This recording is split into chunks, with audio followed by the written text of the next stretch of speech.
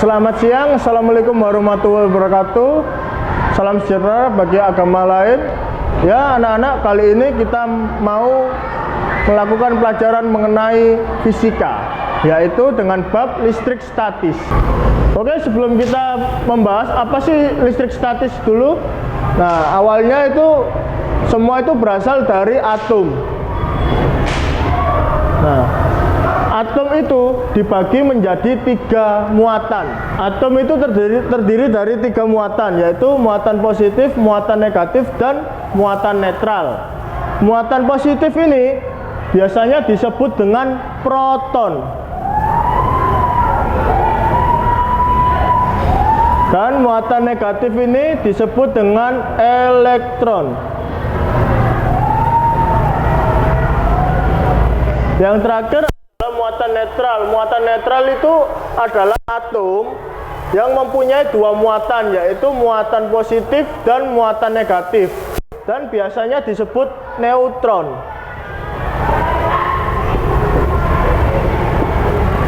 Nah, ini adalah gambar dari Niels Bohr yang menjelaskan tentang muatan negatif atau elektron berada di kulit atom, sedangkan muatan proton sama neutron itu berada di inti atom. Yang Pak Rizky kasih tanda plus ini adalah muatan positif atau proton, dan tanda min muatan negatif atau elektron. Dan yang tidak ada tandanya ini namanya neutron atau muatan netral. Oke anak-anak, sekarang kita memasuki pembelajaran mengenai listrik statis. Ya, listrik statis itu sendiri adalah suatu gejala yang ditimbulkan oleh perbedaan muatan yang dimiliki oleh benda. Ya, ini bisa kita lihat anak kecil yang sedang melakukan perosotan. Anak kecil ini atau manusia itu mempunyai muatan positif atau proton, sedangkan seluncuran yang berbahan plastik itu bermuatan negatif. Jadi kalau kita seluncuran itu pasti rambut ini bakal berdiri. Karena apa? Karena ada perbedaan muatan antara proton dengan elektron. Nah, selanjutnya kedua adalah kucing atau kita manusia. Kalau kita sering main styrofoam, nah styrofoam itu bermuatan elektron. Nah, pasti kan ada di tangan kalian atau di baju kalian atau di badan kalian sisa-sisa styrofoam itu yang lengket-lengket atau melekat pada tangan atau sekujur tubuh kita. Nah, ini adalah perbedaan muatan yang dimiliki oleh styrofoam itu sendiri. Nah, selanjutnya adalah membuat benda menjadi bermuatan. Itu ada beberapa cara. Nah, ini cara pertama adalah konduksi. Konduksi adalah cara membuat suatu benda bermuatan dengan cara menempelkan saja. Nah, salah satu contoh dengan cara konduksi atau menempelkan benda tersebut dengan benda yang sudah bermuatan listrik itu sendiri.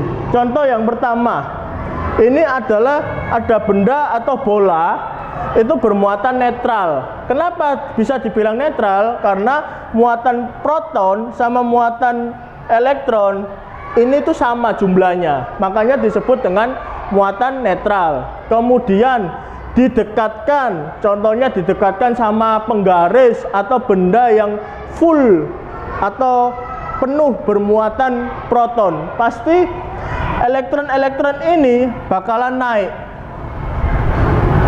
naik ke benda yang mendekatkan ini tadi, karena benda ini full bermuatan proton. Jadi elektronnya bakal naik, kemudian bola tersebut bakal kehabisan elektron dan tinggal sisa proton saja. Dan kedua adalah jika kalau ini tadi kan ditempelkan dengan benda yang full proton, sedangkan ini ditempelkan dengan benda yang full elektron. Bedanya apa? Bedanya kalau full proton itu benda yang didekatkan ini elektronnya bakal naik. Tapi kalau benda netral didekatkan dengan full elektron, elektronnya ini bakal turun ke benda ini. Bukan malah plusnya yang naik, tapi minnya yang turun. Itu perbedaan dari muatan proton sama elektron. Oke, selanjutnya yang kedua adalah membuat benda bermuatan dengan cara induksi. induksi itu kalau tadi konduksi tadi itu ditempelkan, sedangkan kalau induksi itu didekatkan saja. Jadi tanpa ada suatu gesekan atau sentuhan. Nah, contohnya ini tadi sama seperti konduksi tadi. Bedanya cuma kalau induksi itu hanya ditempelkan tapi masih berjarak. Sedangkan kalau konduksi itu ditempelkan. Nah, selanjutnya yang ketiga adalah membuat listrik dengan cara menggosok-gosokkan. Kalian pernah mencoba enggak penggaris kita gosok-gosokkan ke rambut? Ya mungkin selama 1 menit kah gitu kita gosok-gosokkan ke rambut. Nanti kita taruhkan di meja yang sudah diisi dengan serbuan kertas. Nah, itu pasti kertas tersebut bakal menempel di penggaris itu. Karena apa? Yaitu tadi perbedaan elektron muatan positif sama muatan negatif. Nah, ini adalah deret triboelektrik, yaitu antara benda yang sukar memberi elektron sama benda yang mudah memberi elektron. Nah, ini contohnya ada teflon, silikon, solatip. Nah, ini adalah kegiatan saat menggosok-gosokkan paling mudah untuk membuat benda itu memiliki muatan. Nah, kalian bisa lihat sendiri ya, bendanya plastik, digosokkan dengan kain wol. Nah, maka yang dihasilkan adalah plastik bermuatan negatif dan wol bermuatan positif. Sedangkan yang kedua, ebonit, itu digosokkan dengan kain wol. Ebonit itu bermuatan negatif dan wol bermuatan positif. Dan kaca digosokkan dengan kain sutra, kacanya itu bermuatan positif, sedangkan sutranya bermuatan negatif. Terakhir, sisir sama rambut. Nah, sisir ini digosok-gosok ke rambut, sisirnya itu bermuatan negatif, sedangkan rambut kita atau organ tubuh manusia itu sebagian besar bermuatan positif atau proton. Ini adalah interaksi benda bermuatan.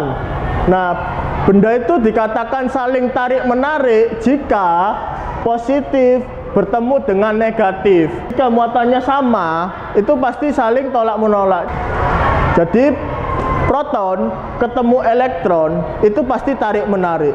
Sedangkan proton ketemu proton atau elektron ketemu elektron pasti saling tolak-menolak.